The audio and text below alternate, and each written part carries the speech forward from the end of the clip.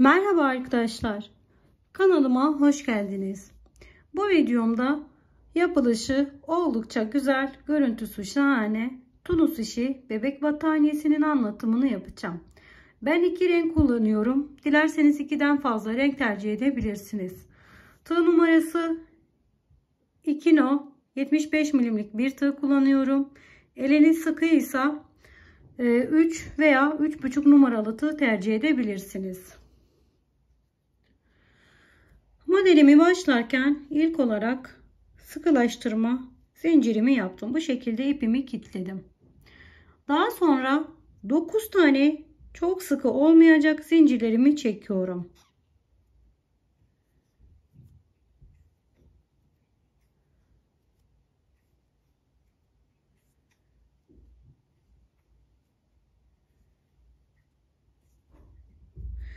Zincirlerinizi çok sıkı yaparsanız eğer ikinci sırada toplama yapacaktır. O yüzden başlarken zincirlerinizi mutlaka bol çekin. Her zincirin içinde bir tane ilmek çıkartıyorum. Çıkartmış olduğum ilmekleri tığımın üzerinde tutuyorum.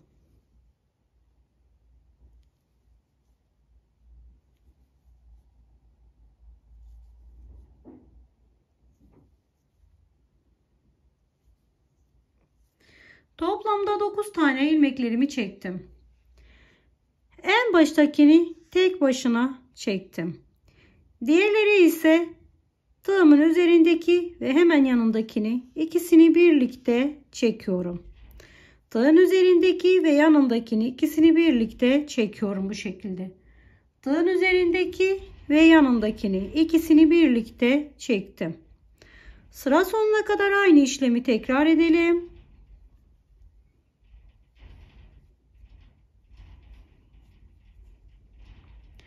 Şimdi burada duran ilmeklerimizi bir tanesini düz, bir tanesini ters olacak şekilde örüyoruz.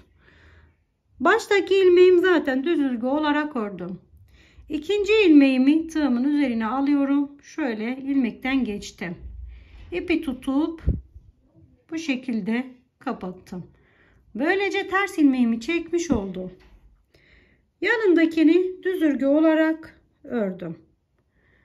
İpi tığımın üzerine alıyorum. Sıradaki ilmeğimi batıyorum içine, bu şekilde ipimi tutup ters örgü olarak ördüm. Bir tanesini ters, bir tanesini düz. Ters ilmeğimi bu şekilde yaptım. Düz ilmek, ters ilmek. En sondaki ilmeğimi düz örgü olarak ördüm.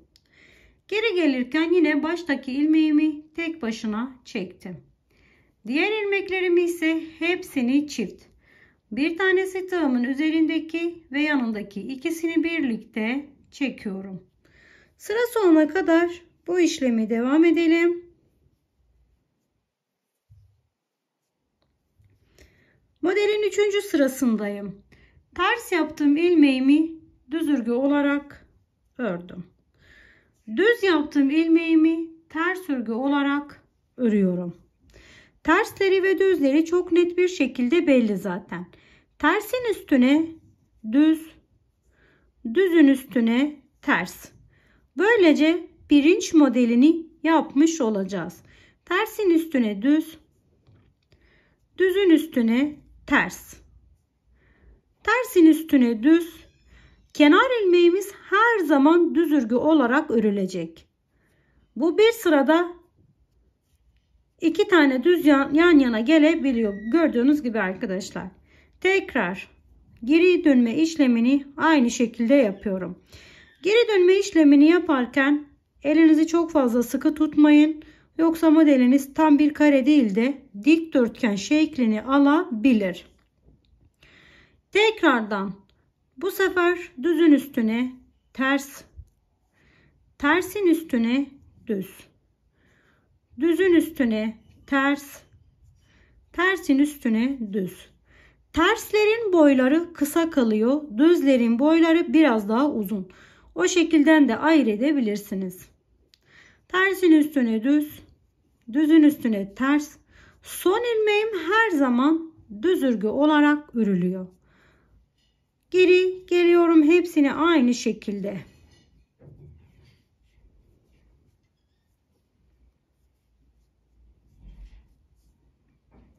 Tekrar aynı, tersin üstüne düz, düzün üstüne ters olarak sıra sonuna kadar gidiyoruz.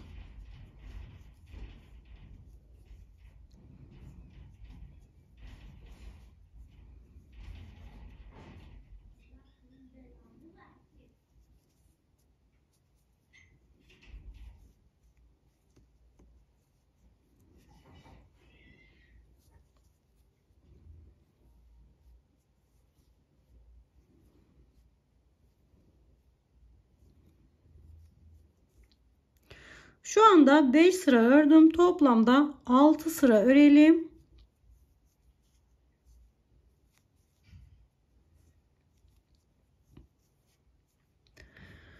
Modelimiz yanlamasına büyüyor.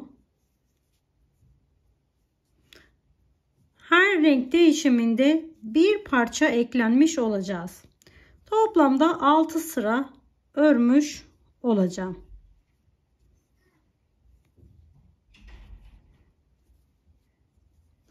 Altıncı sıramı bitirdim. Şimdi üst modeli kaydırma yöntemiyle kapatacağız. Bu sıra önemli.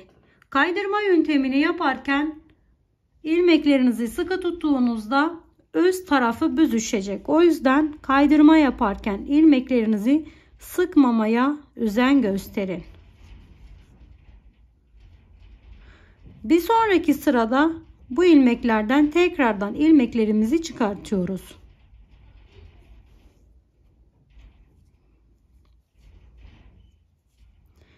Bütün ilmeklerimi kapattıktan sonra 2 tane zincir çekiyoruz. Zincirimizi çok fazla sıkı yapmayalım. Bir sonraki sırada bir tane zincirden tekrardan eksik olan ilmeğimizi çıkartıyoruz. Bunu bu şekilde tamamladım. Birinci parçamız tamam. Şimdi ikinci ipime geçiyorum. İkinci ipime geçerken şu noktada zincirimizin devamına batıyorum. Bakın T katlı olarak battım. İpimi buradan sabitledim. Öncelikle bu şekilde sıkılaştırdım. Ve bu sırada 8 tane zincirlerimi çekiyorum.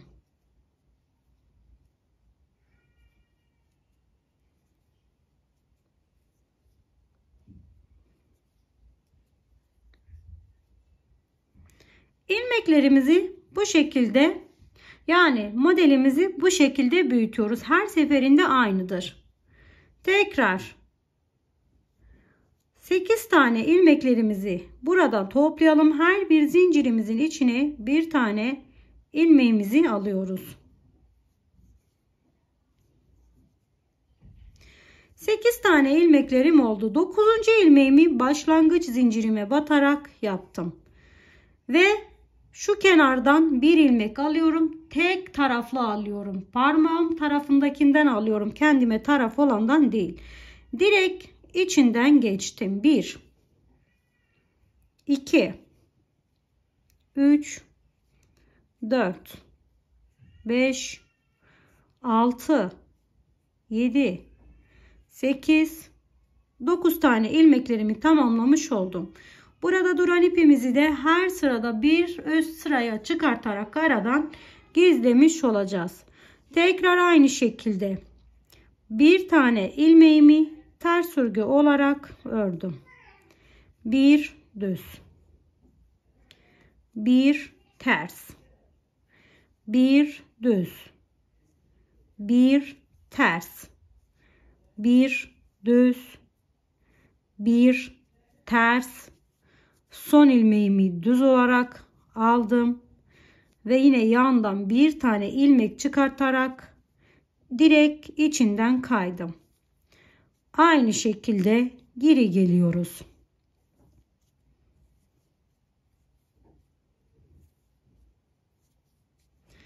Tersin üstüne düz, düzün üstüne ters, Tersin üstüne düz. Düzün üstüne ters. Tersin üstüne düz. Düzün üstüne ters. Tersin üstüne düz. Düz ilmeğimi düz ördüm. Tekrar sıradaki ilmekten bir ilmek aldım. Direkt içinden kaydım. Başına hiç dolamadan direkt içinden kaydım. Geri gelme işlemini yapıyorum.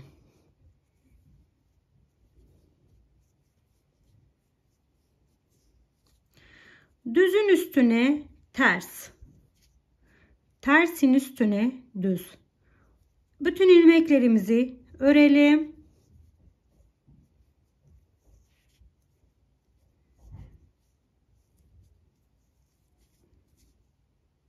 Son ilmeğimiz her zaman düz. Kenardaki ilmeğimi de alıyorum. Direkt içinden kaydım. Geri geliyorum.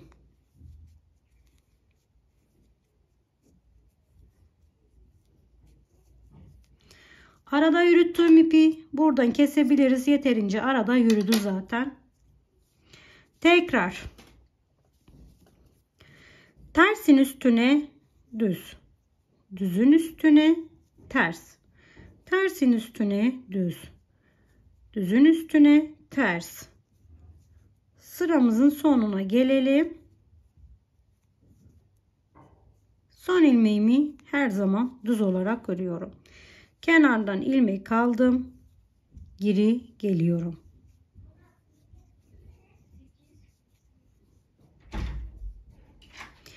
Düzün üstüne ters. Tersin üstüne düz. Bu sırayı da tamamlayalım.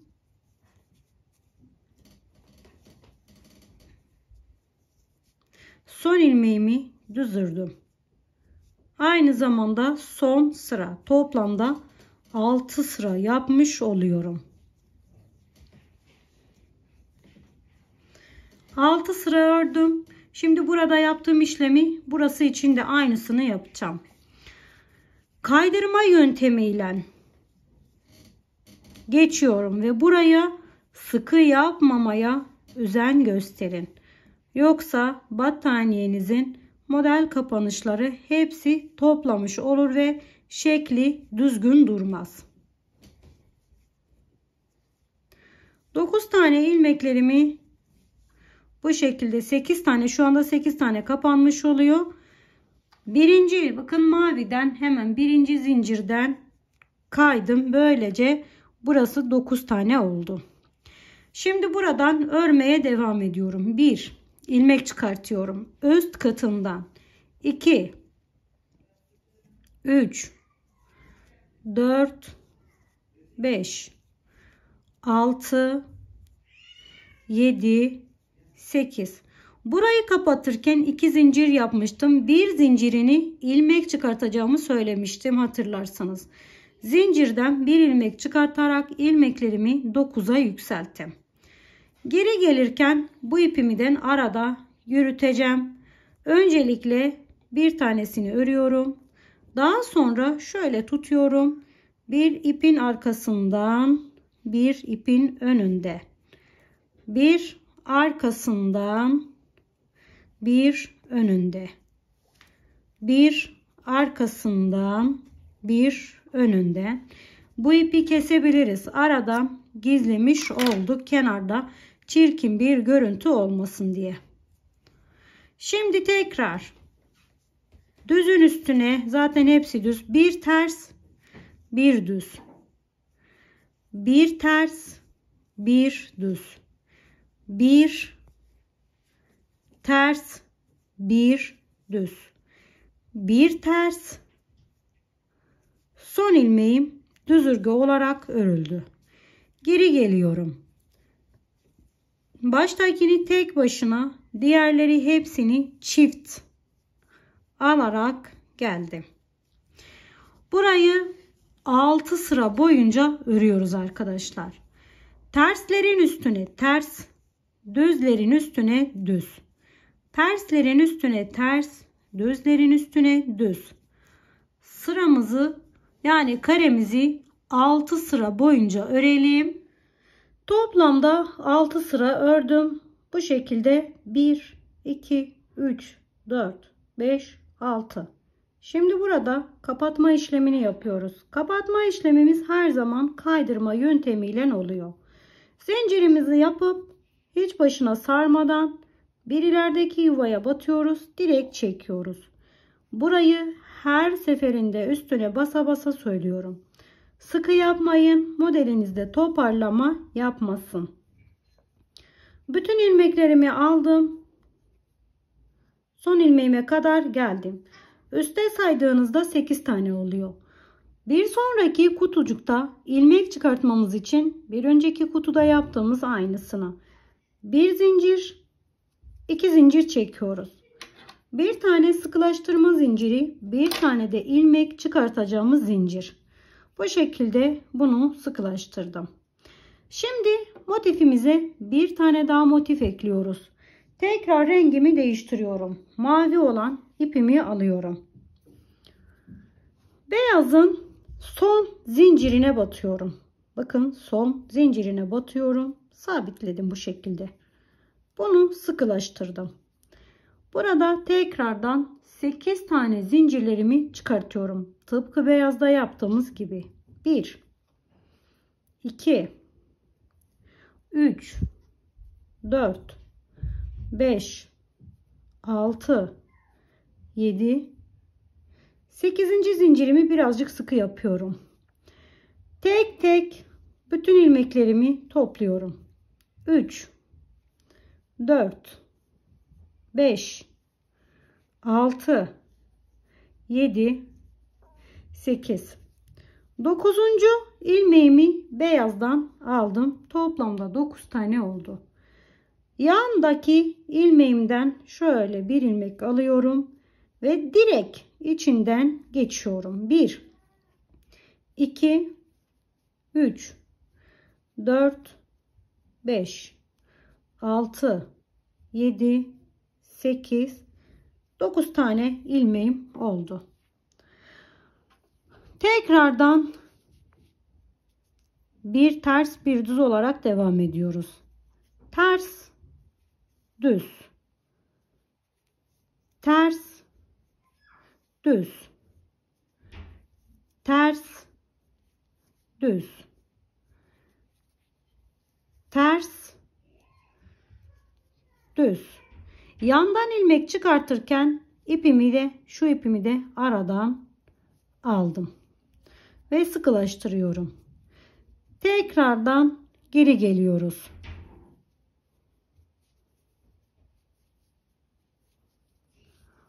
Altı sıra boyunca örelim. Beyazda yaptığımızın aynısını 6 sıra ördükten sonra tekrar beraber devam edeceğiz. Toplamda 6 sıra boyunca ördüm. Tekrar kaydırma yöntemiyle ilmeklerimizi kapatıyoruz. Şöyle 2. Zaten saymaya gerek yok. Burası 9 tane oluyor.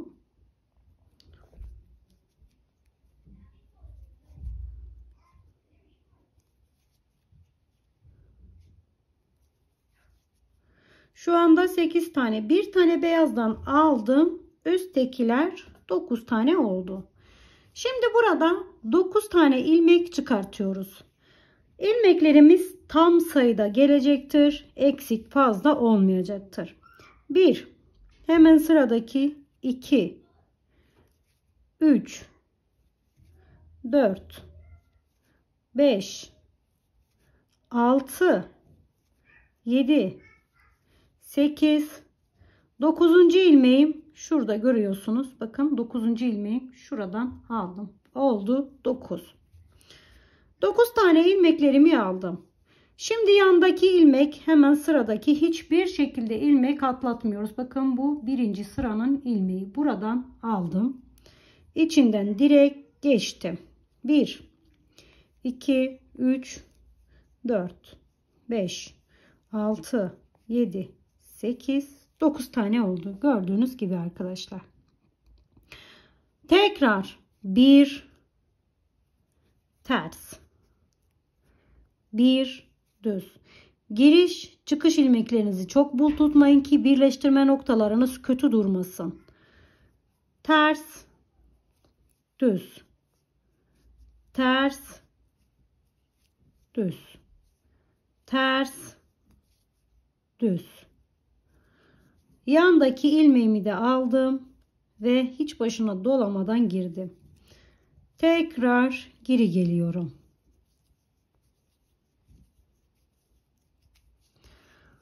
Buradaki karemizi toplamda 6 sıra örelim.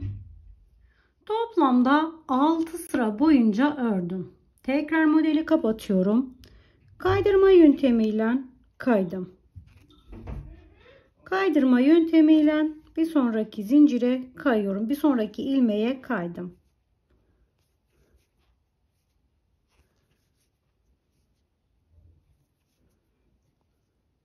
Bütün ilmeklerimden kaydım. Şimdi beyazın ilk zincirine de kaydım. Burada 8 tane ilmeğimiz var biliyorsunuz. Bir tanesini de zincirden çıkartıyorum.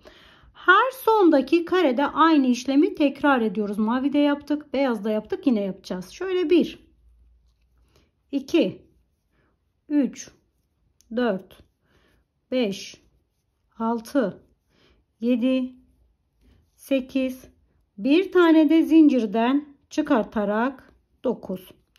Tekrar bunu geri getirerek aradan gizliyorum. Öncelikle bir taneyi aldım. Daha sonra şöyle bir arkasından, bir önünden, bir arkasından, bir önünden birazcık içeriye doğru getirdim. Fazla olan ipimi bu şekilde kestim. Arada ipimiz kalmasın diye. Sıra sonuna geldim. Şimdi tekrar bir ters, bir düz, bir ters, bir düz, bir ters, bir düz, bir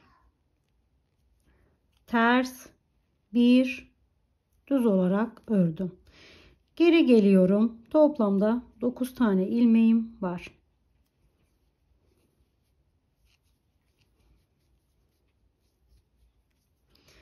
Tekrar burası 6 sıra olana kadar örmeye devam edelim.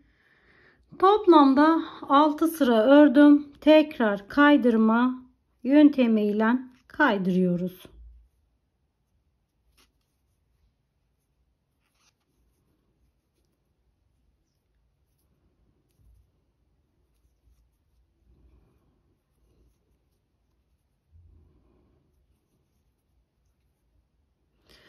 Sonuna kadar kaydım. Bir tane ilmek çıkartma zinciri, bir tane de sıkılaştırma zincirimi çekip ipimi kestim. Şimdi arkadaşlar tekrar buraya bağlıyoruz ipimizi. Yine sıra beyaz ipimden. Bağlantısını yapacağım. Siz devam edersiniz. Son zincire batıp öncelikle kilitledim. Bu şekilde sıkılaştırdım. 8 tane zincir çekiyorum. Bu sırada ve şurada yaptığımızın aynısını yapıyoruz. Önce şuradan alıyoruz. Daha sonra şuradan, daha sonra şuradan, daha sonra son mavi yaptığımız gibi gelip şurada ipimizi koparıyoruz. Mavinin aynısında bir sırada beyaz yapalım. Arkadaşlar battaniyemizi bu şekilde istediğimiz ölçüye gelene kadar büyütmeye devam ediyoruz.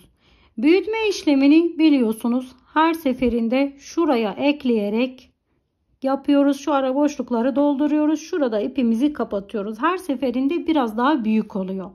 Örneğin birinci sırada bir kutu, ikinci sırada 2 kutu, üçüncü sırada 3 kutu, dördüncü sırada 4 kutu, beşinci sırada 5, 6, 7, 8 ne kadar isterseniz o kadar büyütüyorsunuz.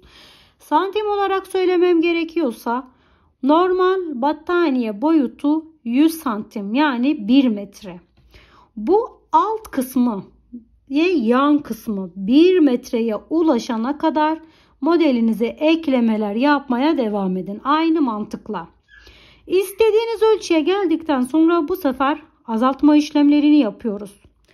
Azaltma işlemlerini yaparken şuraya değil de her zaman şu noktadan başlıyoruz.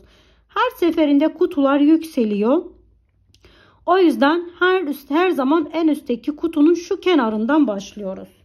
Şimdi ilmeklerimizi çıkartıyoruz. 6. sıramızın sonunda, yani kaydırma yöntemi yaptığımız ilmekten ilmeğimi aldım. 9 tane ilmeklerimizi çıkartıyoruz. Aradaki ipi de aradan yürütüyoruz. Şöyle 2, 3, 4, 5, 6, 7, 8, 9 tane ilmeklerimi aldım bu şekilde. Yandaki, bakın, birinci sıramızın yan tarafına geliyor. Şurada tam ortada duruyor. Bu yan ilmeğimiz oluyor. Buradaki ilmeğimi aldım. Başına hiç dolamadan direkt içinden kaydım. 1, 2, 3, 4, 5, 6, 7, 8, 9. Tekrar 1 ters, 1 düz, 1 ters, 1 düz, 1 ters, 1 düz, 1 ters, 1 düz. Toplamda 9 tane aldıktan sonra şuradaki yandan tek taraflı aldım. Direkt içinden geçtim. Sıra sonuna kadar bu şekilde devam ediyorum. Buranın üzeri tam 6 sıra örelim. Şurayla denk gelsin diye. Toplamda 6 sıra ördüm. Tekrar kaydırma yöntemiyle üstünü kapatıyorum.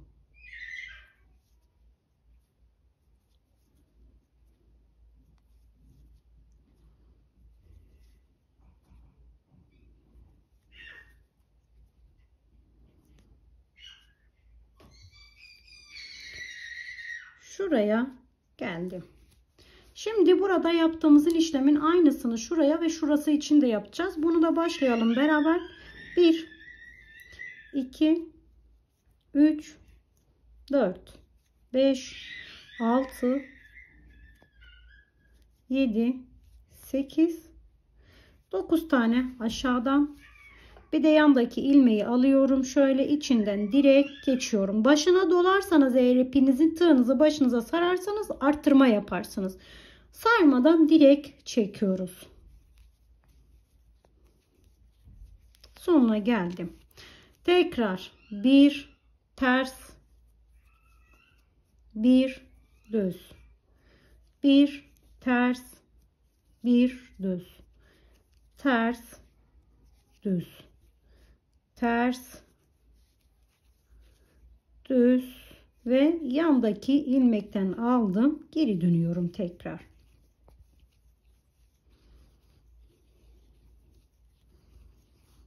Arkadaşlar, buradaki boşluğu dolduralım. Şuradan ilmek alarak şuradaki boşluğu da dolduralım. Daha sonra ben sizlere göstereyim kalanı. Arkadaşlar, 3 tane boşluğu doldurduk. Gördüğünüz gibi şunla yan yana geldik. Şimdi buraya da kaydırma yöntemiyle kayıyorum. Şu şekilde, biliyorsunuz zaten, kaydırma yöntemiyle kayacağım.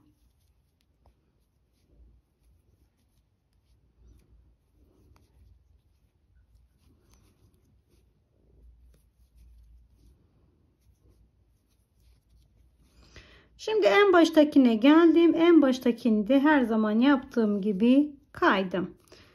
2 tane, aslında bir tane de yeterlidir. Bir tane zincirimi çektim. Bu şekilde sıkılaştırdım. Daha sonra bu ipimi de aradan tığımın yardımıyla iniyorum. Birazcık indikten sonra zaten bunu battaniye yapacaksınız. Arka kısmına astar dikildiğinde bu kaba ipler hepsi astarın altında kalmış olacak. Bakın şu şekilde. Şimdi yine beyaz ipimize geçiyoruz. Şuradan bağlıyoruz. 2 tane yuvayı kapatarak şuradan düzeltiyoruz. Yine beraber yapalım. Çok basit, çok kolay bir model. Yine mavinin tepesinde her zaman en sondakinden tutuyoruz. Her zaman son kutunun üstünden başlıyoruz. Şu şekilde başladım. Burada tekrar 9 tane zincirlerimi çekiyorum, çıkartıyorum. 4 5 6 7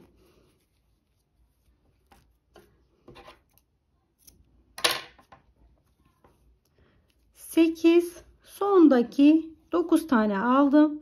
Bir de şu yan taraftan birinci sıradan aldım ve geri geliyorum. Hiç ilmek atlatmıyoruz. İlmeklerimiz tam düz çıkıyor zaten. Yine arkadaşlar öncelikle şurada yaptığımız gibi kutucuğumuzu tamamlayalım. Buradan buraya yine tamamlayalım ve şurayla birleştirelim. Tıpkı mavide yaptığımız gibi. Arkadaşlar son olarak iki beyazı da yaptım. Gördüğünüz gibi nasıl çoğaltma yaptıysak aynı şekilde azaltma da oluyor. Şimdi şuraya mavi ipimi bağlıyorum. Sadece şurayı kapatıyorum. Böylece bir kare elde etmiş olacağız. Aynı şekilde sizinki parçanız büyük olduğu için ona göre aynı mantıkla ilerlersiniz. Her zaman bir üstte yapıyoruz. Tekrar son kutunun üzerine batıyorum. Burada yine ilmeklerimi çıkartıyorum. Bir alttan bir üstten alarak diğer ipimi de arada kaybediyorum.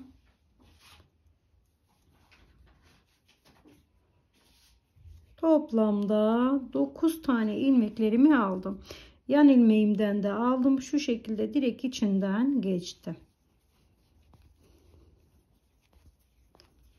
Yine burasını biliyorsunuz zaten. Bir ters, bir düz, bir ters, bir düz, toplamda 6 sıra örelim.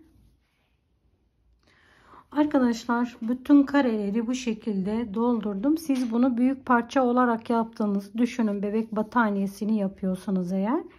Aynı şekilde son karemi de kaydırma yöntemiyle kaydıktan sonra